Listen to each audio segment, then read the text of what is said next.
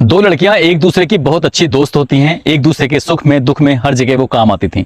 दोनों ही लड़कियां call girl का काम करती थीं। जब जब उन्हें कहीं बुलाया जाता था तो वो उस बुलावे पर जाती थीं और ग्राहक की सेवा किया करती थीं। एक दिन एक लड़की को बुलाया जाता है क्योंकि वो लड़की हमेशा ही उस ग्राहक के पास जाती थी, लेकिन उस दिन उसकी तबीयत खराब होती है, वो परेशान होती है। तब अपनी सहेली से कहती है कि आज मैं अपने ग्राहक के पास नहीं जा सकती हूँ, इसलिए मेरी जगह वहां तुम्हें जाना पड़ेगा। तुम वहां जाना, उसकी अच्छी से सेवा करना, किसी भी तरह की कोई शिकायत नहीं मिलनी चाहिए। बात क्योंकि सहेली की थी तो इसलिए सहेली ने इस मामले को बड़ी गंभीरता से लिया। वो वहां जाती है, वहां जाने के बाद जो सेवा करती है उसके बदले में उसे अच्छी खासी रकम मिलती है। उसे इस बात का बिल्कुल भी अंदाजा नहीं था कि जिस काम के लिए वो आई है उसके लिए उसको ज्यादा पैसे मिल रहे हैं। इसलिए फिर उसने उसकी ऐसी सेवा की कि अपनी ही सहेली का पत्ता साफ कर दिया। जब अपनी ही सहेली का पत्ता वो साफ कर देती है तो इन दोनों में इस बात को लेकर कहासुनी हो जाती है। कहासुनी में कुछ ज्यादा ही विवाद हो जाता है और दोनों आपस में लड़ बैठती हैं। जो एक दूसरे पर जान छिड़कती थी, एक दूसरे की बड़ी मदद करती थी, वो एक दूसरे की दुश्मन बन बैठती हैं और यहीं से ही एक नई कहानी का जन्म होता है। ऐसी कहानी जहां जहां तक जिस जिस इलाके तक ये कहानी सुनी गई थी, लोगों को यकीन नहीं हो रहा था कि ऐसा भी हो सकता है। वाकई आज की कहानी बड़ी दिलचस्प है, बड़ी अजीबोगरीब कहानी है। आदाब, नमस्कार, सत श्री अकाल। मैं उस्मान सैफी। आज की जो सच्ची घटना मैं आपको सुनाने जा रहा हूं, ये सच्ची घटना है उत्तराखंड प्रदेश का एक जिला है उधम सिंह नगर, और उधम सिंह नगर जिले का ही एक शहर लगता है काशीपुर। दरअसल काशीपुर क्षेत्र का एक थाना है, ITI थाना क्षेत्र। वहां का रहने वाला एक व्यक्ति, एक महिला जो कि श्यामपुर की रहने वाली है, उसको व्हाट्सएप पर कॉल करता है। कॉल करने के बाद कहता है कि आज मैडम मस्ती करने का बहुत मन कर रहा है, मैं चाहता हूं कि आप मेरे पास एक लड़की भेज दो। जब लड़की की डिमांड की जाती है, एक कॉल गर्ल की डिमांड की जाती है, तो उसको लेकर वो महिला पहले तो उसकी तस्दीक करती है कि ये जो व्यक्ति है सही भी है या फिर वैसे ही है। उसने कहा कि तुम्हें कुछ पैसे एडवांस भी देने पड़ेंगे। बात जब एडवांस के पैसों की आती है तो वो लड़का कहता है मुझे कोई दिक्कत नहीं, कोई ऐतराज नहीं है, लेकिन पैसे मैं तभी दूंगा जब मुझे दिखाओगे कि आप किस तरह की लड़की भेजना चाहती हो। अब बात आती है कि लड़की पार्ट टाइम के लिए यानी कि कुछ घंटों के लिए बुलाई जा रही थी या फिर पूरी रात के लिए बुलाई जा रही थी। तो लड़का कह उठता है कि उसे पूरी रात के लिए लड़की चाहिए और जो आपके पास अच्छे से अच्छी लड़की हो मुझे वो भेजना। जब ये अच्छी से अच्छी लड़की भेजने की बात आती है तब वो कहती है ठीक है, लेकिन इसके लिए चार्ज ज्यादा लगेगा। चार्ज ज्यादा वाली बात भी थी। उसने कहा मैं तैयार हूं। इसके लिए व्हाट्सएप पर उसको कुछ लड़कियों के फोटोग्राफ्स भेजे जाते हैं और उन फोटोग्राफ्स में से कोई भी एक सुंदर लड़की को उसे सेलेक्ट करना था, छांटना था। जिस लड़की पर वो हाथ रखेगा उसी के बाद उसको रकम बताई जाएगी कि इसके कितने रुपए हैं।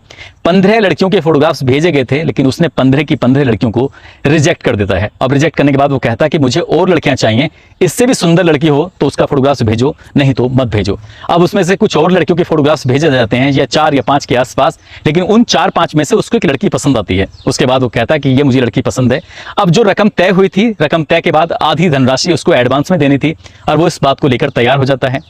महिला को दिए गए फोन पे या पेटीएम वगैरह पर उसने उसकी आधी रकम दे देता है। उसके बाद एक रास्ता बताया जाता है, एक जगह बताई जाती है कि आपको फला जगह उस होटल में इस नंबर पर पहुंचना है, और बताए हुए रास्ते के हिसाब से ही जो महिला थी उसकी या कॉल गर्ल थी वो उस रास्ते पर पहुंच जाती है। शाम के जैसे ही रात के लगभग 7 या 8 बजे के आसपास का वक्त था, तयशुदा टाइम में वो लड़की पहुंच जाती है और जैसे ही दरवाजा खोल के देखती है तो दरवाजा खोलते ही लाइट जलाती है। लाइट जलाने के बाद देखती है कि सामने बेड पर कोई और नहीं बल्कि उसी का पति लेटा हुआ है, जिसका नाम आलोक शर्मा होता है। आलोक शर्मा को देखते ही उसकी पत्नी पूजा शर्मा, इस बात को लेकर इनमें काफी विवाद भी हो जाता है, कहासुनी भी हो जाती है। वो कहता है कि तुम यहाँ क्या कर रहे हो, वो कहती है कि तुम यहाँ क्या कर रहे हो। जब एक दूसरे से देखते हैं तो शुरुआत में तो लग रहा था कि शायद ये गलती से इस कमरे में आ गई है, लेकिन लड़के ने लड़की को बुलाया था और लड़की बुलावे पर ही वहां पर आई थी, इसलिए ये धोखा नहीं था बल्कि बिल्कुल जो था वो सही था। महिला को समझने में जरा सा भी वक्त नहीं लगा। उसे इतना गुस्सा आता है कि वो अपने पति के साथ मारपीट तक उतारू हो जाती है, और जैसे ही मारपीट पर उतारू हुई थी तो पति उस पर भारी पड़ जाता है। वो अपनी पत्नी को वहां पर पीटना शुरू कर देता है। होटल के अंदर जब इस तरह से अपनी पत्नी को पीट रहा था तो उसकी चीख निकलने लगती है, वो शोर मचाने लगती है, और जैसी चीख और शोर का आवाज सुनते हैं तो आसपास जो होटल में लोग थे या होटल में जो काम करने वाले कर्मचारी थे वो भी दौड़कर मौके पर पहुंचते हैं और देखते हैं कि एक महिला एक पुरुष आपस में झगड़ा कर रहे हैं, लेकिन ये कोई नहीं जानता था कि ये दोनों आपस में एक दूसरे के पति और पत्नी हैं, जबकि सबको ये मालूम था कि ये एक व्यक्ति है, इसने एक कॉल गर्ल को बुलाया था। और जब इनमें मार पिटाई कुछ ज्यादा होने लगती है तो लोग इसे बड़ी मुश्किल के बाद इनको छुड़ाते हैं। छुड़ाने के बाद होटल से इन्हें बाहर कर देते हैं ताकि झगड़ा इनके बीच में ना हो, क्योंकि जब झगड़ा बढ़ रहा था तब वो अपने घर की पुरानी बातों के बारे में बात कर रहे थे। महिला उस अपने पति पर ही कई तरह के लांछन लगा रही थी और पति अपनी पत्नी पर कई तरह के लांछन लगा रहा था। वो कह रहा था कि मैंने आज तुम्हें रंगे हाथों पकड़ ही लिया। जब लोग ये बात सुन रहे थे उन्हें लग रहा था कि ये घर का झगड़ा है जो बाहर होटल में आ चुका है। जब उन्हें होटल से बाहर निकाला जाता है तो लड़ते लड़ते वो सड़क पर पहुंच जाते हैं और देखते ही देखते सड़क पर बहुत सारे लोगों का जमघट लग जाता है। तभी पुलिस भी मौके पर आ जाती है और पुलिस ने इस महिला को, जिसका नाम पूजा शर्मा होता है, उसके पति यानी कि आलोक शर्मा होता है, इन दोनों को हिरासत में लिया जाता है और सीधे इन्हें थाने लेके पहुंचते हैं। ITI थाने ले जाने के बाद जब इनसे बातचीत करने की कोशिश कर रहे थे तब लड़का कहता है कि इस लड़की से उसके परिवार की सहमति के बाद शादी हुई थी, लेकिन शादी के बाद से ही ये ज्यादातर अपने मायके में रहने लगती है और जब मायके में रहती थी तो मेरे परिवार वाले, घर वाले ज्यादा परेशान रहने लगते थे। कुछ लोगों से मुझे पता चला था कि तुम्हारी बीवी गलत काम करती है, धंधा करती है, और जब उसे ये पता चला था तो जिसे यकीन नहीं हुआ। उसने अपनी पत्नी से जब ये बात पूछी थी तो पत्नी ने बेवजह लड़ाई करना शुरू कर दिया, झगड़ा करना शुरू कर दिया, और जब झगड़ा होता है तो इसी बात को लेकर इन दोनों के बीच में लगातार विवाद होने लगता है।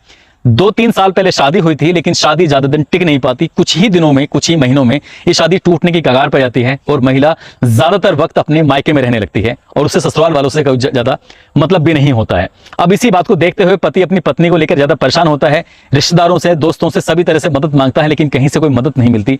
एक दिन ऐसे ही बाजार जा रहा था और बाजार जाते हुए उसको एक महिला मिलती है और वो महिला कोई और नहीं थी, वो उसी की पत्नी की सबसे खास दोस्त होती है।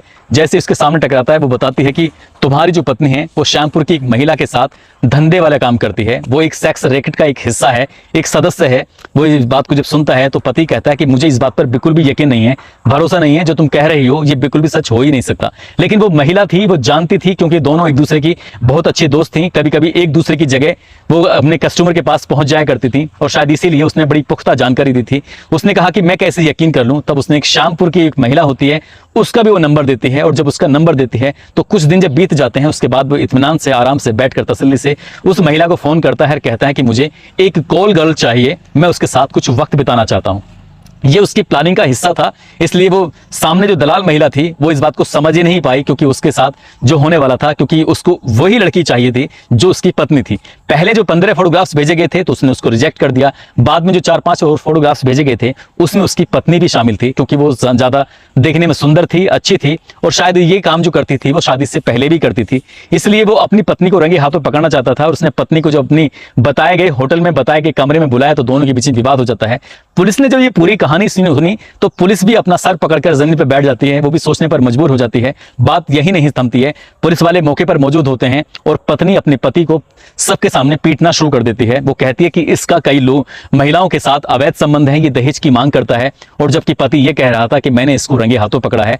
लेकिन श्यामपुर की उस महिला को भी बुलाया जाता है जिस महिला के माध्यम से ये अलग अलग ग्राहकों के पास जाया करती थी। उसके बाद फिर इन दोनों में बीच में समझौता हो जाता है, लेकिन जो महिला सेक्स रैकेट का धंधा चलाया करती थी पुलिस ने उसको गिरफ्तार किया, उस पर संबंधित धाराएं लगाई और उसको उसने शायद जेल भी भेजा था। लेकिन जो पति और पत्नी थे वो एक दूसरे से पहले तो ये वहां से चले जाते हैं कॉम्प्रोमाइज करके, लेकिन कुछ समय के बाद फिर से एक दूसरे के खिलाफ शिकायत वगैरह करना शुरू कर देते हैं। जो इस इलाके के ASP होते हैं राजेश भट्ट, वो भी कहते हैं मीडिया से कि इस पति और पत्नी के बीच में इस तरह का विवाद उन्होंने अपनी जिंदगी में पहली बार देखा है। वो समझ नहीं पा रहे थे कि इसमें किसकी गलती है, किसकी नहीं है। इस मामले की जांच पड़ताल भी की जाएगी। आगे जांच पड़ताल के बाद होता क्या है ये तो खैर मीडिया में नहीं आया था, लेकिन जैसे ही ये कहानी सोशल मीडिया पर, अखबारों के माध्यम से ये वायरल होती है, जहां जहां तक ये कहानी पहुंच रही थी, लोगों को यकीन नहीं हो रहा था कि जिस महिला को, जिस कॉल गर्ल को बुलाया जा रहा था वो जानबूझकर बुलाया जा रहा था और उस महिला को पता नहीं था कि आज सामने ग्राहक के रूप में कोई और नहीं होगा बल्कि उसका खुद का पति होगा। और इसी बात को लेते हुए, क्योंकि इसमें एक बात और भी आई थी कि महिला अपने पति से छुटकारा चाहती थी, लेकिन पति बिल्कुल भी छुटकारा देना चाहता ही नहीं था। शायद तलाक ना होने की वजह से ही इनमें लगातार विवाद भी बढ़ रहा था। दोस्तों, इस पूरे घटनाक्रम को सुनाने का उद्देश्य किसी को परेशान करना नहीं है, किसी का दिल दुखाना नहीं है, बल्कि आपको जागरूक करना है, आपको सचेत करना है। आप जहां भी रहें अपना ख्याल रखें, सुरक्षित रहें। जय हिंद, जय भारत।